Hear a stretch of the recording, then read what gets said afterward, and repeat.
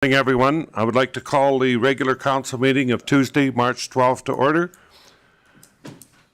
I'd like to commence with land recognition. I'd like to take this opportunity to acknowledge the traditional territories of the Blackfoot and the people of Treaty 7 region in southern Alberta.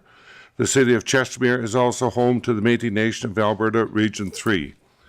I'd like to recognize Councillor Dean and Councillor Narayan for being in attendance. Thank you for being here. Is there any changes or updates to the agenda, Mr. Vincent? Mr. Official Administrator, just draw to everyone's attention the presentation by Alberta Health Services and scheduled in the meeting, and I believe it's at 9:30, Mr. Morrison, will be by a virtual presentation. So just that'll be the one unusual thing with today's agenda. Otherwise, everything else is as presented. I'll move that the agenda be approved as presented. So moved. All in favor? Carried. And then we have the council meetings for the February 27th regular meeting.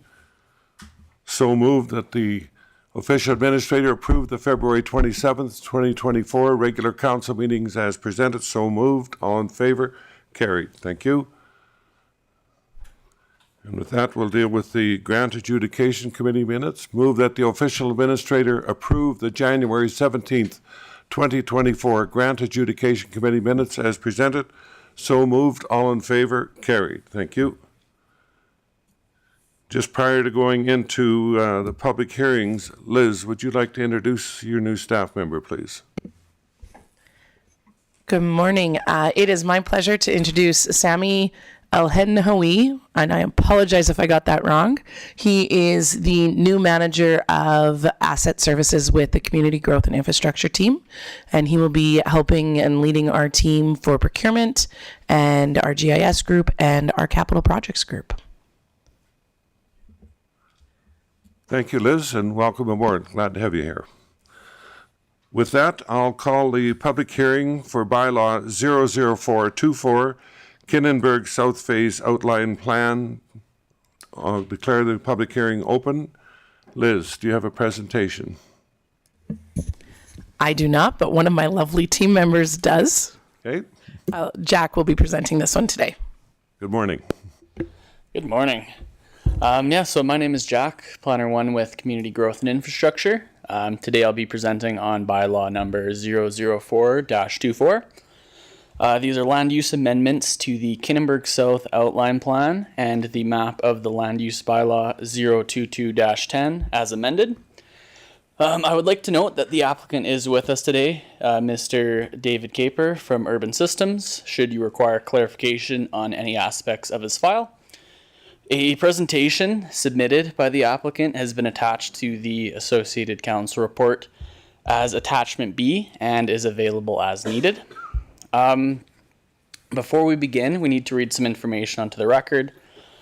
Please add a Schedule B, a clean version of the Kinnenberg South Outline Plan to bylaw 004-24. This is the complete outline plan with edits rather than the redlined version previously provided.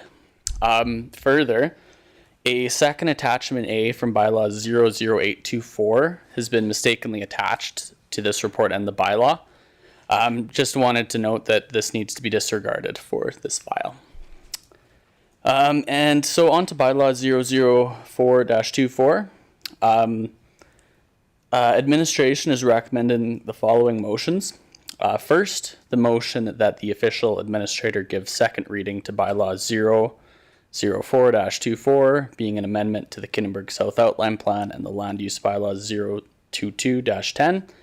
As amended and shown on Schedule A of bylaw 004-24, and 2, that the official administrator give third reading to the bylaw as well. On to the background. The subject property is focused on 2.39 hectares within Phase 4 of the Kinnenberg South Outline Plan. This is with a legal description of Lot 1, Block 1, Plan 0914743. The proposed land use redesignations, as shown on Schedule A of the proposed bylaw, are as follows. To redesignate 2.3 hectares of the residential single detached district to the residential planned lot front drive district.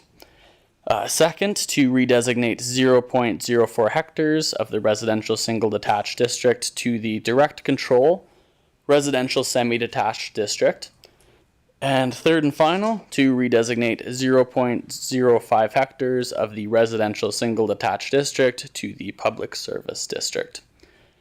Administration has reviewed the application against all approved city plans, including the land use bylaw, municipal development plan.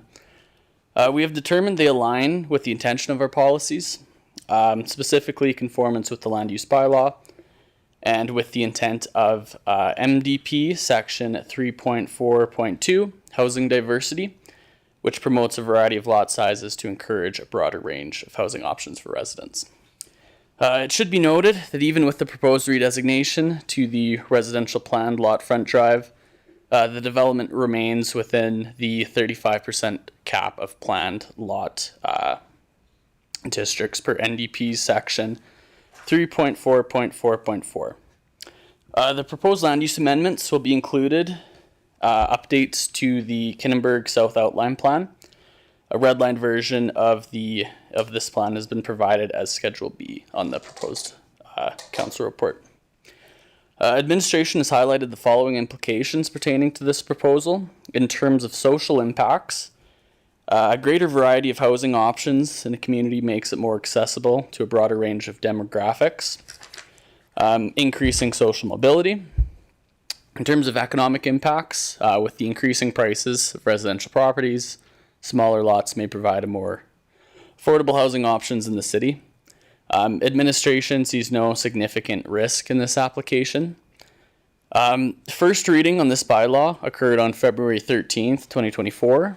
Administration recommended that the official administrator approve the motion for the scheduling of a public hearing for this bylaw for March 12th, that is today. After first reading on February 13th and the approved scheduling of this hearing, notice was mailed on February 23rd to landowners of properties within 200 meters of the subject site, more than 2 weeks in advance of this public hearing, and it was also posted on the City of Chestermere website for a 2-week duration from February 27th to March 12th. At this time, no comments have been provided. Do you have any questions before public hearing? I don't have any questions for you, Jack. Mr. Vinson, have any concerns about the validity of the public hearing being as incorrect information was attached to the bylaw for the advertisement? No, Mr. Official Administrator. The attachments were by mistake and do not adversely affect the advertising or the bylaw that was advertised itself.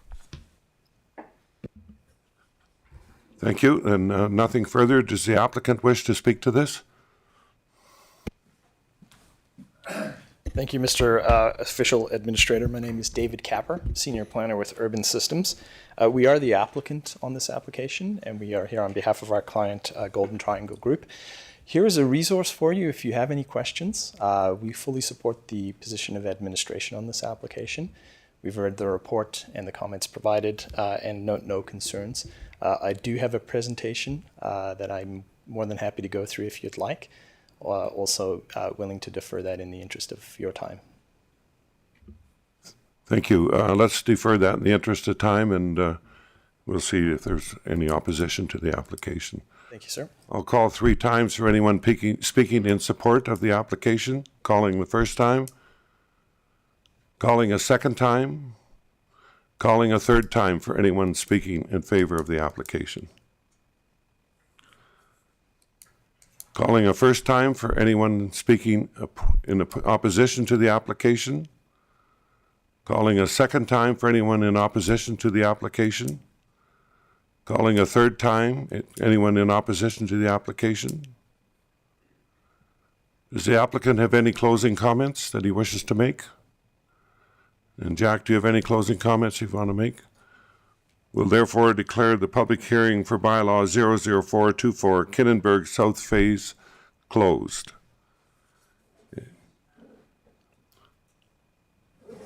Move that the official administrator close the public hearing for bylaw 00424, the Kinnenberg Phase 4 Land Use Amendment Bylaw at 9:10. So moved. All in favor? Carried. With that, we'll declare the public hearing for bylaw 00624, a portion of Rainbow Road, road closure bylaw, open. Liz, do you have someone presenting on this, please? Mitch Braun will be presenting on this item today. Thank you.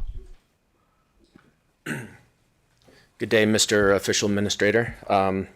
Just to start off with, I'd just like to point out an error in the agenda wording. It's actually a portion of Range Road 283. So both 4.2 and 5.2 refer to Rainbow Road 283. It should be Range Road.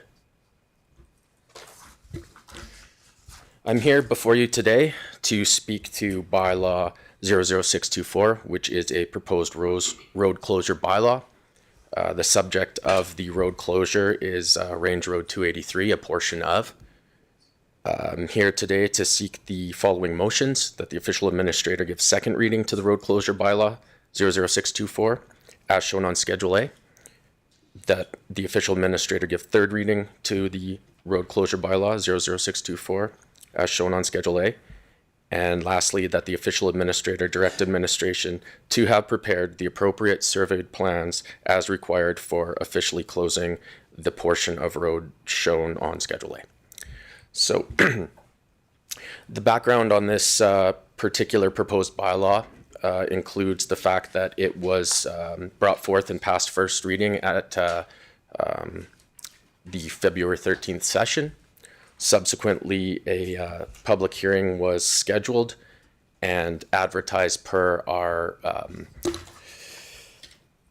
notification bylaw 03220. It was advertised or the notification was hosted online per our policy. We did not send out hard copy notifications to adjacents just due to the low number of adjacent properties.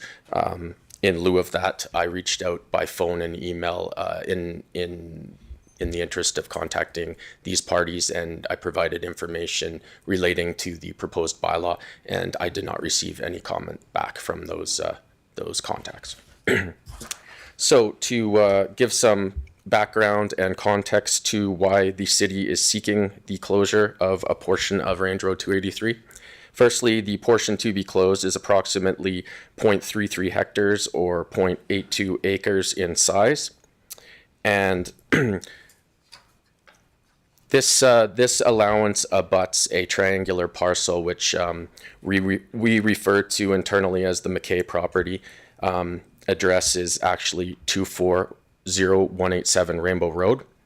On the eastern side of this parcel, it abuts Rainbow Road, and the city requires an 8-meter right-of-way to fulfill the requirements of that right-of-way for Rainbow Road. So in order to be able to facilitate the transfer of that land to the city, it was decided that this closure would be pursued in order to make available those lands on the west side of the triangular parcel, in order to have those lands available to make the appropriate swap when the time is appropriate to do so.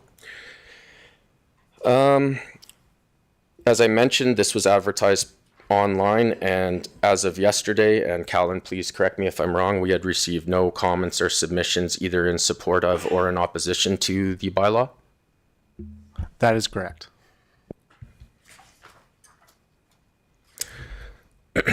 So in terms of implications of pursuing and having passed this bylaw to close the portion of Range Road 283, implications would include financially, the city will be responsible for all costs associated with the process, specifically the procurement of a survey crew and a firm to oversee that portion of the project.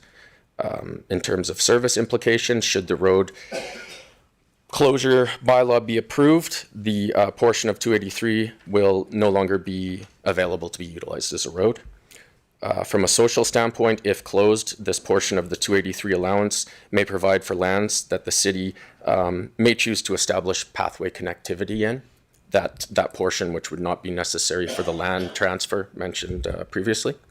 And from an environmental perspective, there are ER lands that abut the southern portion of the right-of-way, and in turn the portion that is we are seeking to have closed.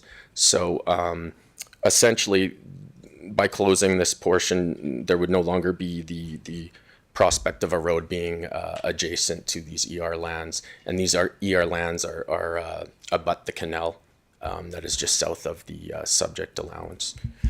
In terms of risks, administration does not anticipate any significant risks in closing this portion of the 283 allowance. We have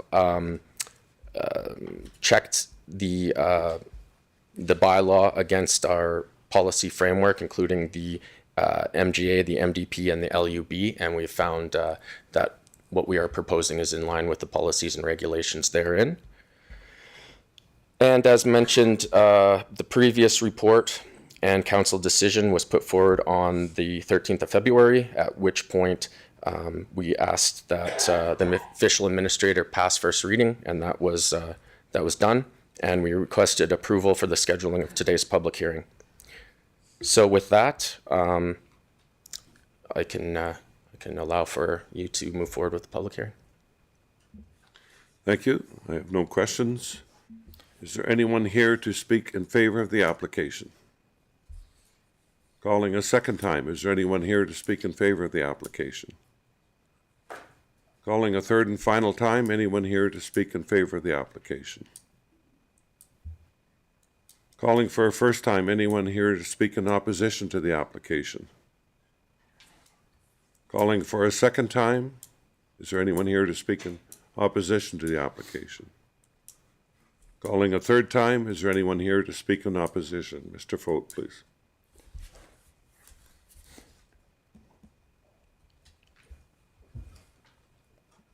My name is Mel Fote, and I'm a resident at 144 Hawkmere View. There's a clarification. I wasn't able to see all the what Mitch had planned there. Over on the west, on the east side there, I believe Mr. McKay has a sewer drainage there. What is that going to be allowed to be stayed on city property or not? That's my only question. Thank you all. Will Mitch come back up and address it? You're talking on the east side, sir? Yes. Yes. So there is some drainage issues and some constraints on the property based on varying factors, which are being looked at and addressed by our internal engineering group. At the moment, a solution is sought because there are issues with pooling drainage, particularly in the area of the McKay's septic field area. So there are definitely some elements that need to be sorted out there. In terms of the infrastructure, there isn't much there in terms of in the ground. It's primarily just a culvert and an overland drainage, as far as I'm aware. And so if taken over by the city via land transfer, the city will be responsible for maintaining proper drainage on those lands. Thank you. Calling a third and final time. Is there anyone here to speak in opposition? With that, I'll declare the public hearing closed. Could we have the motion, please? Move that the official administrator close the public hearing for bylaws 00624 being bylaw 00624, portion of Range Road 283 road closure bylaw at 9:19 a.m. So moved. All in favor? Carried. And Callan, while we're waiting for the presentation from Alberta Health, let's proceed with some of the bylaw readings, if we could, please. We'll start with bylaw 00424.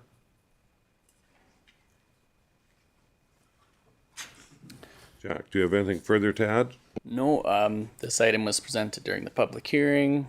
Would you like any information presented again or have any additional questions? No questions, and I don't think we need anything further. Could we have the motion, please? Perfect.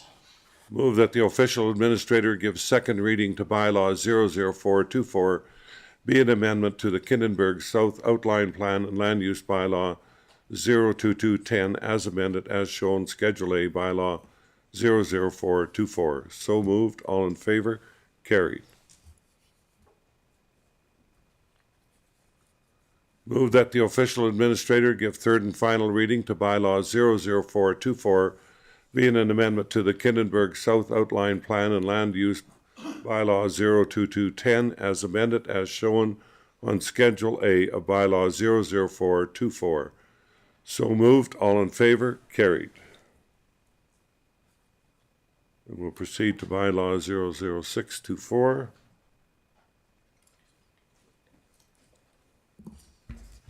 Hello again, Mr. Official Administrator. Are there any other items of clarification you require on this this proposed bylaw? Nothing further, Mitch. Thank you. We can proceed. Move that the official administrator give second reading to road closure bylaw 00624 as shown on Schedule A. So moved. All in favor? Carried.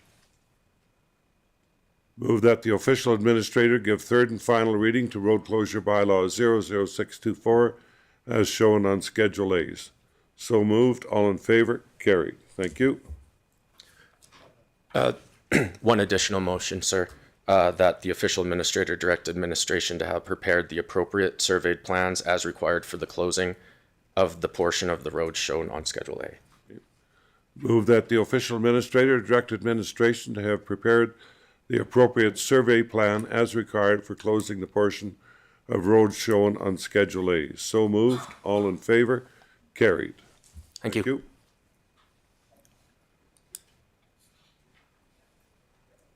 Callan, do you want to proceed with bylaw 00724?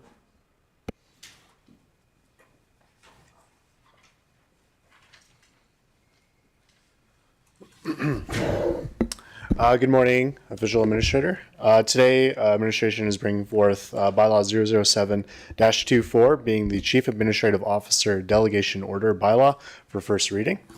As per section 209 of the Municipal Government Act, the chief administrative officer may delegate any of the CAO's powers, duties, and functions outlined in the act to an employee of the municipality. In the interest of transparency and establishing clear and defined roles and responsibilities, administration thought it was in the best interest of the city and the public at large to develop a bylaw that clearly outlines the roles, responsibilities, and duties of the city's city directors and manager of legislative services.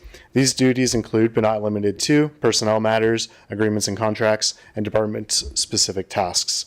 Additionally, this bylaw outlines the appropriate spending authority of the city directors and subordinates, can approve for contracts, agreements, documents, and certificates that may be required pursuant of any agreement, contract, bylaw, statute, or enactment within the appropriate signing limit. It is important to note that nothing in this bylaw relieves any authority granted to the Chief Administrative Officer by the Municipal Government Act, nor absolves the CAO, City Directors, Managers of Legislative Services, or any other employee of the City of Chestermere from overstepping of authority or wrongdoing. Once again, administration is seeking just first reading for bylaw 007-24, and yeah. Could we have the motion, please?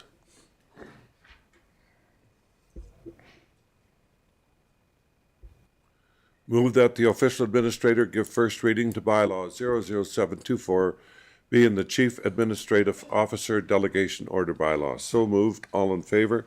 Carried.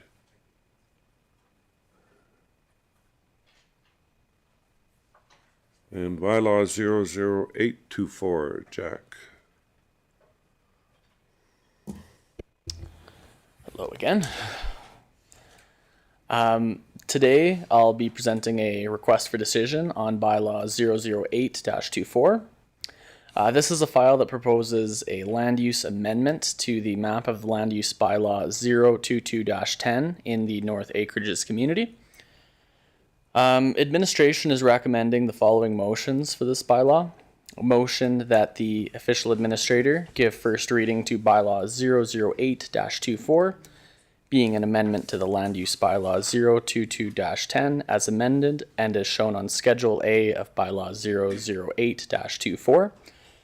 And second, that a motion that the official administrator approve the scheduling of a public hearing for bylaw 008-24 for April 9th, 2024. Onto the background. The subject property is focused on 1.53 hectares on the properties 11 and 15 Paradise Place, located in the city's North Acreages community. The proposed land use redesignations, as shown on Schedule A of the proposed bylaw, are as follows. To redesignate 1.53 hectares of the rural residential district to the transitional rural residential district. Administration has reviewed the application against all applicable approved city plans, including the land use bylaw and municipal development plan. We have determined that they align with the intentions of our policies. Specifically, this redesignation falls in line with the city's effort to promote phased intensification in the acreage communities and follows the intent and requirements of the TRR district. The TRR district is a new land use district within the city's land use bylaw. This was adopted through bylaw 018-23, which came into effect on September 12th, 2023. It was created to provide phased infill development opportunities in the acreage communities in the absence of an area structure plan or outline plan, and to regulate the transition from rural to higher densities. The intent of this land use amendment is to redesignate the subject lands to a viable district for future subdivision. The applicant has submitted a subdivision application concurrently and intends to subdivide the two existing lots, 11 and 15 Paradise Place, into 3 total lots. Without this land use redesignation, the subdivision would not be possible. A key component of the TRR district is that applicants are required to submit a shadow plan. These are unofficial plans that guide development where formal planning processes may not be available. The intent is to allow subdivisions to follow in sequence and to ensure development fits in a long-range concept. The applicant has submitted a satisfactory shadow plan as part of their application, and this has been included in this report as attachment A. Engineering has reviewed the application and requested information regarding existing wells and septic fields and how the new lots will be serviced by water, sanitary, and stormwater. The applicant has submitted this information. In terms of social impacts, this is the first land use amendment to the TRR district. As the first foot in the door, so to speak, it is anticipated that we will be receiving more applications of this nature that will follow this file's footsteps. In terms of regional impacts, the North Acreages are located within the Joint Planning Area 2, as defined by the Calgary Metropolitan Regional Board. This is a shared growth area between Chestermere and the City of Calgary, where the importance of aligning future growth and development is key. Administration sees low risk in approving this application. This is the first of many likely land use redesignations in the acreage communities. It's important for that reason that we approach these projects carefully and remain consistent with the requirements. With this particular application, the applicant has worked very closely with the city and provided that information we need to see in order to make an informed decision. Any questions on this file? No questions. Thank you. If we could proceed with the motion, please. Move that the official administrator give first reading to bylaw 00824, be an amendment to land use bylaw 02210. So moved. All in favor? Carried. And move that the official administrator approve the scheduling of public hearing for bylaw 00824 for April 9th, 2024. Was that the date? That is correct, Mr. Official Administrator. So we just change that up on the screen, please. April 9th. Thank you. So moved. All in favor? Carried. Thank you. And Alberta Health should be ready now. And did we tell them, Mr. Vincent, they have 10 minutes, or how much time have you allocated them? Mr. Official Administrator, normally under Council's procedural bylaw, it's 10 minutes. We had not so advised, but if you'd like to do so, that'd be appreciated. Thank you.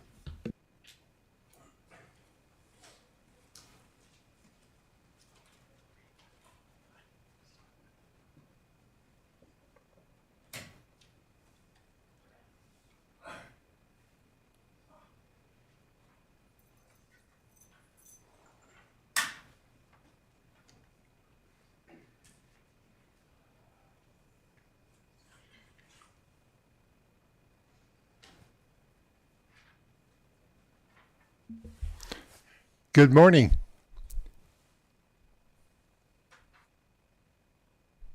We're not hearing you.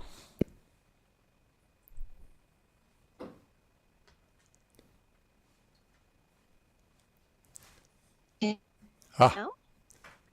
Yes, can hear you now. Yes, and we can hear you. Thank you for having us today. Are you ready for us to begin? We are, and under our procedures bylaw, presentations are limited to 10 minutes. I know you have quite a lengthy presentations. Can you do your best to keep it within the time frame as much as you can? Please and thank you. Please proceed. Absolutely, we will. Okay, good morning. I'm Carolyn Parody. I'm a senior advisor with the community engagement team at Alberta Health Services, supporting our EMS portfolio. We are doing our municipal briefings, and very appreciate you setting up a time for us to present and give this update for the city of Chestermere.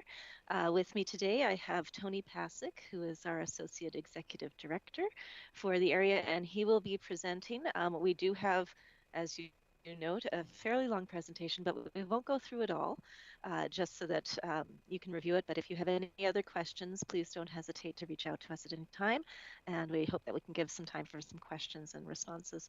So Tony, I will turn these things over to you to get us started. Thanks, Carolyn. Won't go through introductions, but we have most of the team: Doug, Tyler, Nathan. Nathan's our manager out in the area. Doug and Tyler are directors. So they are here to help answer any questions that might come up. So I'll go through the slides that probably you guys will feel are the most important. That way we keep it to the 10 minutes. But our goal is really to chat about our priorities as AHS. We have 4 priorities, well, many priorities, but 4 key priorities: reducing EMS response times, decreasing emergency wait times, improving patient flow through the healthcare system, and reducing wait times. So obviously I'm here to talk about sort of our goal around reducing response times, and a couple of other initiatives actually help support that work and make sure we have units available for response. Won't go through the maps. The maps are there just to highlight our leadership team. We've had lots of changes over the last 14 months, and so it's just more there from a contact perspective. So I'm just on slide 7. It just talks about our overall provincial system and response times. And the key thing I want to chat there about how we want to reduce and improve response times. I'll talk about metro urban, which is really where sort of Chestermere fits in, being sort of close to Calgary in that sense. Our target is sort of 12 minutes and 8 minutes. Obviously, we use November 22 as the time kind of pandemic when our system was quite strained on numbers of calls and response times and unit availability. So we've seen since we've launched a bit of our 45-minute initiative and adding resources, we've been able to get that from 21 minutes down to 13.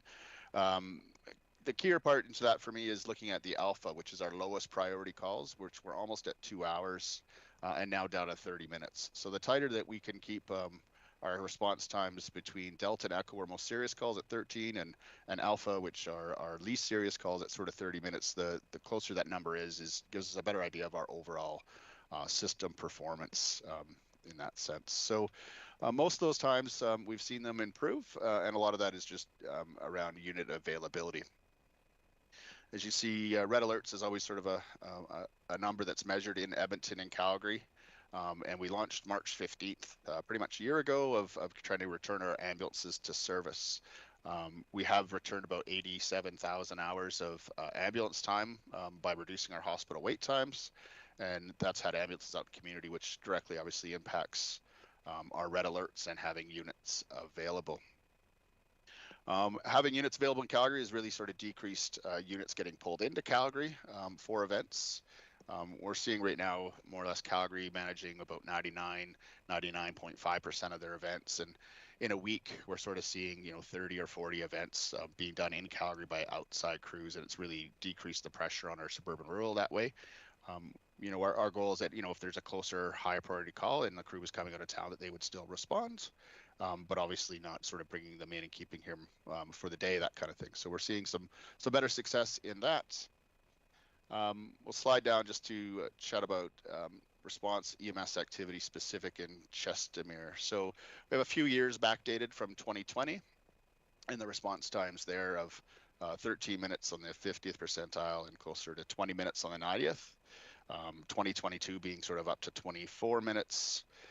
Last year that sort of dropped down at least inside 20, and year to date today sort of in the 16-minute range. So still work to do on bringing down our response times, but it's sort of trending in a bit of a downward scenario that way for us in Chestermere. Probably a couple of key things you'd be interested in is sort of which ambulances are where are Chestermere going to calls, who's coming into Chestermere. And probably this one slide where we kind of have the 2022-23 fiscal year pie chart and the 23-24.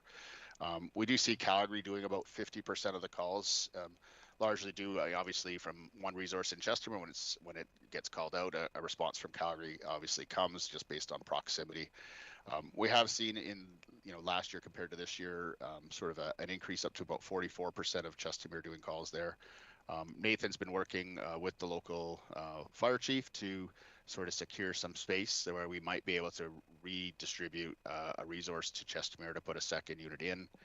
Also looking in the planning and future stages of the new fire hall further south, that might help us from an overall response time and location. So, we are looking at sort of the space piece. Once we sort of secure that, we'll look at sort of how we might be able to either a new resource or redeploy an existing resource, depending on what that looks like for us once we have the space.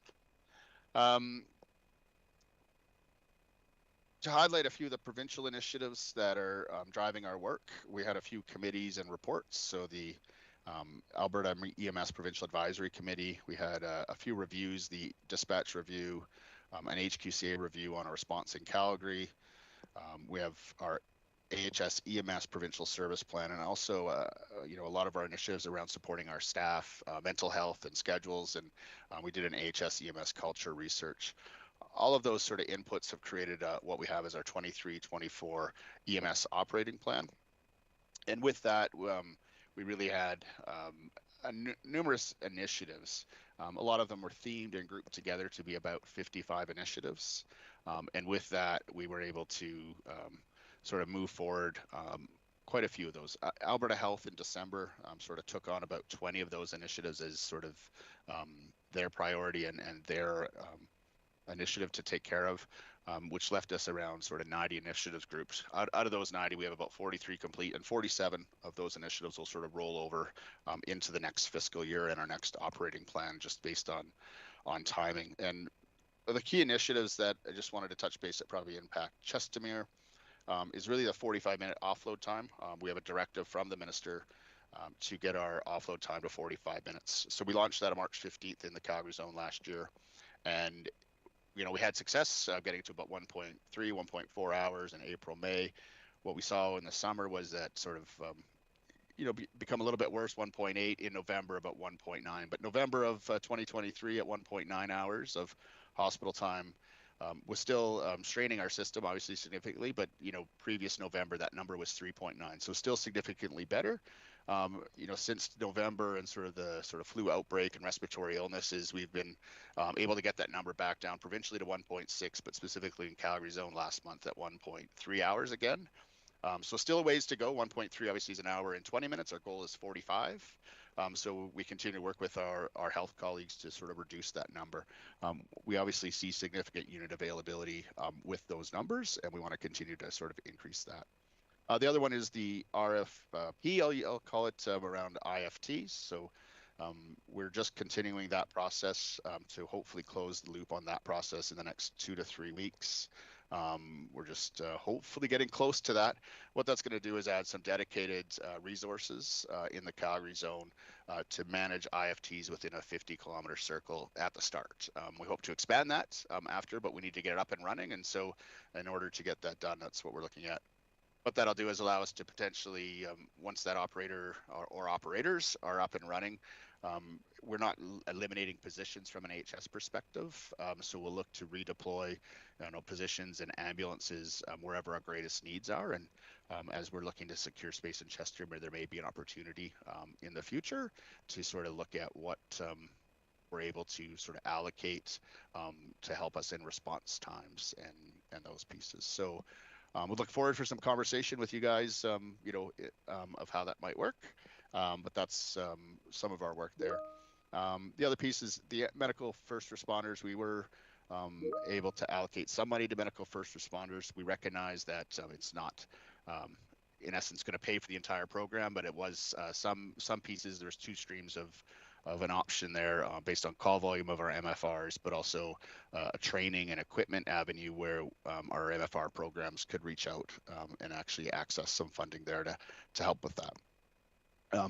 And probably the other biggest initiative is just around recruitment and retention. We recognize that is a challenge for healthcare workers, for EMS. A lot of our initiatives are focused on making our culture and environment a healthy place for our staff to work, for retention. And a lot of it is we have a national recruitment campaign aiming at getting applicants there. So we are seeing more and more people apply for those positions and more people phoning about how to move from provinces and that piece. So we're excited as we'll hopefully kind of continue to build on that.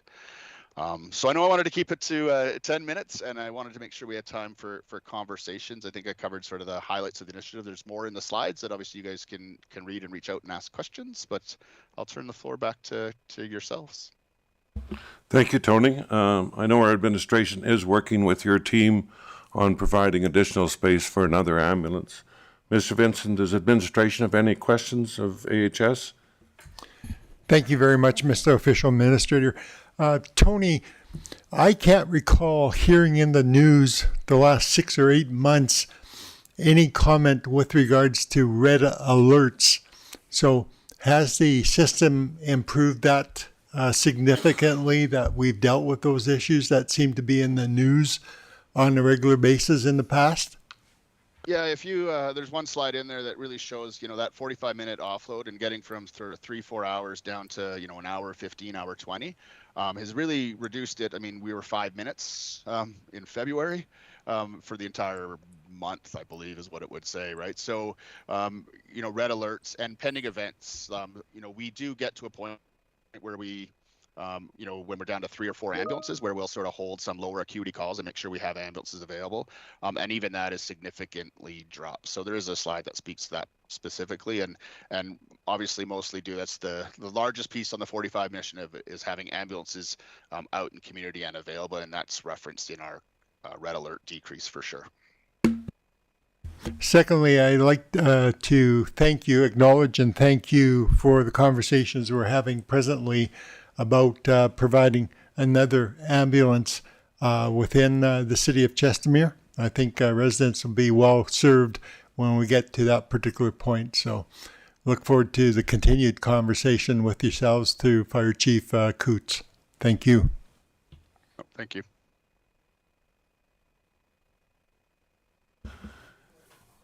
Thank you, Carolyn, Tony, and your team for your presentation, and we'll continue to work with you to find space for that additional ambulance for the community. Wonderful. All right. Thank you. Thank you. And if you have any other questions, please don't hesitate to reach out to us. Thank you very much. Thank you.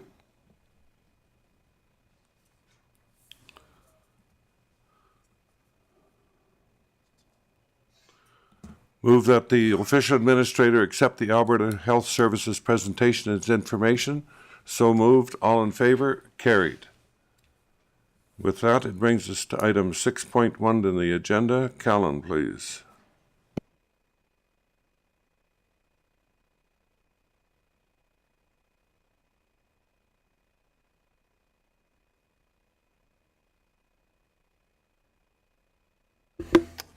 Good morning again, Official Administrator.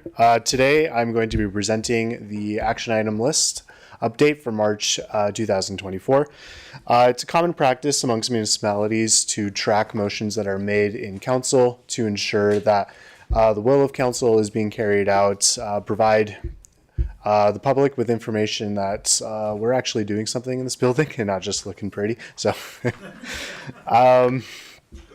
so for this presentation, administration's looking for a motion to accept the action item list March 2024 update as information.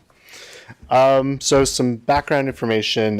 Following council meetings, administration tracks every motion that has an actionable item to track and records progress of said motion. This progress of tracking and updating projects tasks is internally referred to as the action item list. The intention of the action item list is to provide administration and the public an easy to follow list of goals and objectives to ensure that the will of council is being followed. As of March 12th, 2024, the current action list has 29 completed items and 7 items that are in progress of being complete. Those in progress motions, those are just larger scale projects or essentially motions that have time dates. I believe, for example, one of them is hiring of 2 RCMP staff members, but that's not supposed to be completed till July. So just to provide some context on that. Moving forward, administration will come back to council at the end of every quarter to provide council and the public with an update of the action item list. The next update is currently scheduled for July 11th, 2024. So the motion we're looking for today is to accept the action item list March 2024 update as information. Thank you, Cal. Could we have the motion, please? Move that the official administrator accept the Alberta Health Services presentation. Oops, sorry, wrong one. Move that the official administrator accept the action list March 2024 update as information. So moved. All in favor? Carried. Thank you for a job well done, Cal. It's good information. 6.2, Mr. Vincent, please. Mr. Official Administrator, it's my privilege this morning to report on the Municipal Affairs Directives Progress Report number 6. In March of 2023, the Minister of Municipal Affairs issued 12 directives to the City of Chestermere based on the findings of the Cuff and Associate inspection report. The City of Chestermere is required to provide Alberta Municipal Affairs with a status report on the progress being made on the 12 directives by the 20th day of every second month. This report is the 6th report that has been prepared for submission to the department, reporting on the status of the progress that's being made. Just some highlights. The administration is very proud to note that the majority of the directives as indicated in the status report are now deemed to have been completed by the municipality, and that the municipality is awaiting confirmation from the minister that the completion of those directives have met with the minister's expectations. I'm also pleased to confirm that with respect to Directive number 5A, that no code of conduct complaints or investigations were initiated after the ministerial directives were issued in March of 2023. This was one of the areas that the department asked us to confirm in this particular report, which I'm pleased to do so. Also of note, the administration is pleased to confirm that with respect to Directive number 11, the information sought in relation to this directive has been presented to Deloitte Inc. and will be included in their financial inspection. And that was with respect to land sales in the municipality. So those directives that are current and ongoing, Directive 1, 11, 12A, and 12B, are by virtue of their nature require regular reporting until all of the other directives have been deemed satisfied by the minister. So these will continually be shown as ongoing.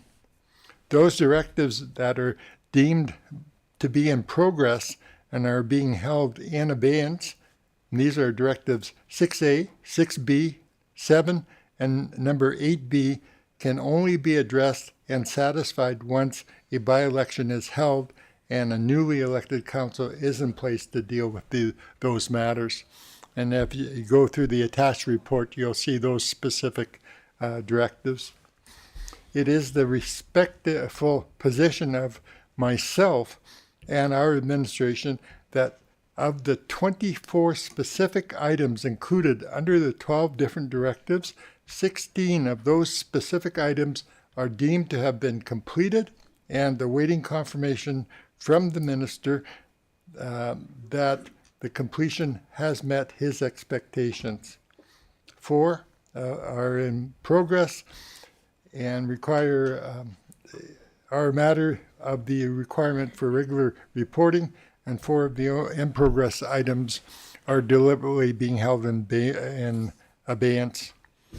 Risk would be failure of the City of Chestermere to comply with the ministerial directives would lead to further embarrassment for the city and possibly further more restrictive directives and sanctions from the department. We're very pleased to have prepared and submitted this report, Mr. Official Administrator, for your benefit and benefit of all the residents of the City of Chestermere. And we would ask you to consider accepting the Municipal Affairs Directives Progress Report number 6 as information and direct the administration to forward the report to Alberta Municipal Affairs as required by Directive number 12. Be pleased to respond to any questions or provide any clarification, sir. Mr. Vincent, I'd just like to take this opportunity to thank yourself and your leadership team for the work you've done in the last 90 days since we hit reset on December 4th. You people have done a phenomenal job, and it's much appreciated, and the community's better for it. Thank you. With that, I'll move that the official administrator accept the Municipal Affairs Directives Progress Report number 6 as information and direct administration to forward the report to Alberta Municipal Affairs as required by Directive number 12. So moved. All in favor? Carried. Moving on to 6.3. Dario, please. Good morning, Official Administrator. I'm going to keep this short. This is just our month-end report of February for community operations. This is reporting on the following departments: environmental service when it comes to new home deliveries, total bins collected in February with tonnages and our max truck speeds. Fleet, talking about completed work orders, equipment repairs, completed CVIPs. Facility, new projects and facilities that we are working on. Common administration, reporting on projects and programs we are implementing for parks and community events. And parks, roads, storms, monthly projects and tasks being initiated and completed, including stats on what we're doing for road plowing, kilometers, and everything else. So, Mitch, we're recommending that the official administrator accept this community operation month-end report for February 2024 as information. Thank you, Dario. Nice to see this report. Good job. Move that the official administrator accept the community operations month-end report February 2024 as information. So moved. All in favor? Carried. Moving on, Ms. Johal Watt, please.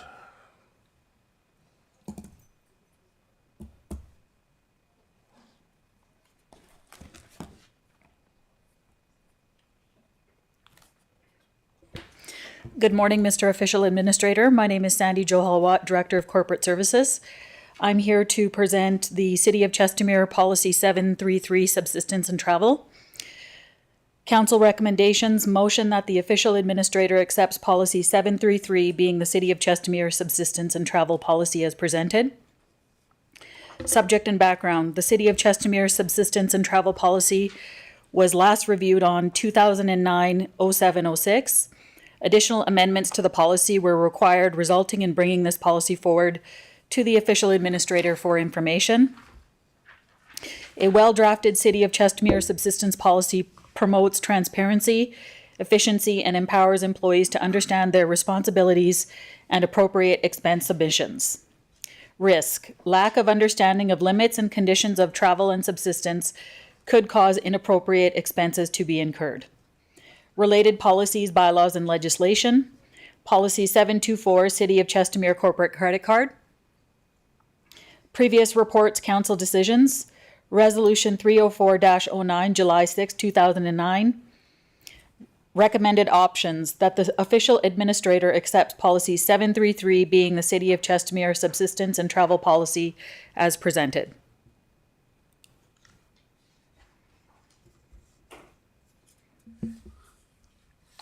Mr. Official Administrator, if I just may add comment, in the attached policy for everybody's information, it is redlined in terms of the proposed changes. So it's very clear for people to identify and to understand what the changes are. This is part of the openness and transparency we believe in. And I believe that all of the amendments made to the policy adds to the strengthening of the policy and providing a clearer understanding and clearer direction, and certainly ask the official administrator to consider approving our request and the recommendation that incorporates all of these changes. Thank you, sir. Thank you, Mr. Vincent. Thank you, Sandy. The only comment I have, Mr. Vincent, is under the motion, I think where it says accept, it should say approve. Absolutely, sir. And I'll move that the official administrator approve policy number 733, being the City of Chestermere subsistence and travel policy as presented. So moved. All in favor? Carried. Thank you very much. Thank you. And 7.2, I don't see Ann here. Mr. Official Administrator, I will be presenting the next item on the agenda. I will be presenting the CRCA tax arrears and penalties. Motion that the official administrator approve the write-off of $14,921.57 in tax arrears and penalties on the CRCA leased space roll 46602 from the periods 2020 and 2021. So just some background information. Historically, the CRCA has leased space in the facility to a business operating as a gym. Due to the profitable nature of the gym, it was assessed and taxed during its years of operation. At the end of 2019, the business ceased operations, and as such, the lease was canceled. This space remained vacant throughout 2020 and 2021. As a result of the vacancy, the respective space should have been classified as tax exempt. Due to the intermittent closure of the CRCA resulting from the pandemic in 2020, the amended classification for the vacant space was not forwarded to the assessment company. During the 2022 tax year, the vacant space was leased by a tenant new to the CRCA, thus changing its tax designation back to that of a profitable business entity. The CRCA has proceeded to pay taxes owed for the periods 2022 and 2023. At this time, the CRCA is seeking to have the taxes and penalties for the years 2020 and 2021 written off due to the historical error in assessment. Implications. 2020 tax arrears, $4,162.15. 2021 tax arrears, $3,844.86. And penalty on tax arrears, $6,952.97, for a total of $14,921.57. Related policies and bylaws and legislation, MGA-3471B, MGA 3621N2, Tax Penalties and Fees Bylaw 14-18, amended by 018-20 and amended by 022-21. Recommended options that the official administrator approves the write-off of $14,921.57 in tax arrears and penalties on the CRCA lease space roll 466-002 from the periods 2020 and 2021.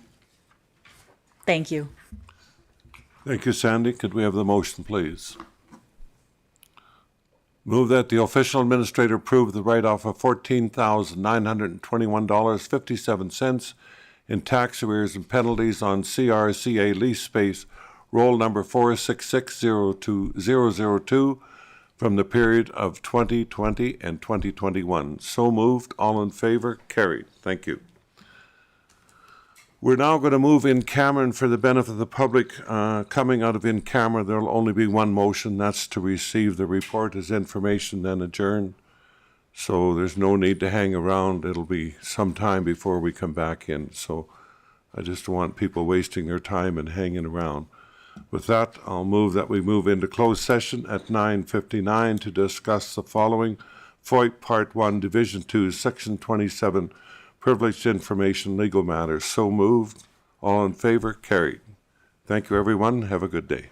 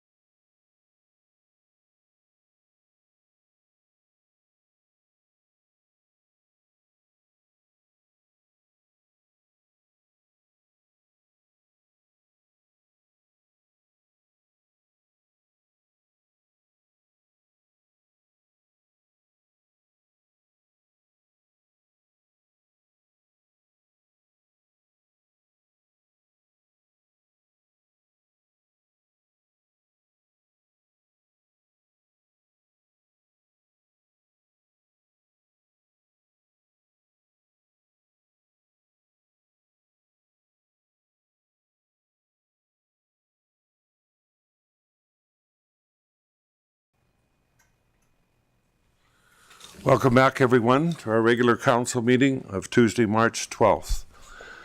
I'll move that the official administrator come out of closed session at 10:54 a.m. So moved. All in favor? Carried. I'll move that the official administrator accept FOIP Part 1, Division 2, Section 27, Privileged Information, Legal Matters as Information. So moved. All in favor? Carried.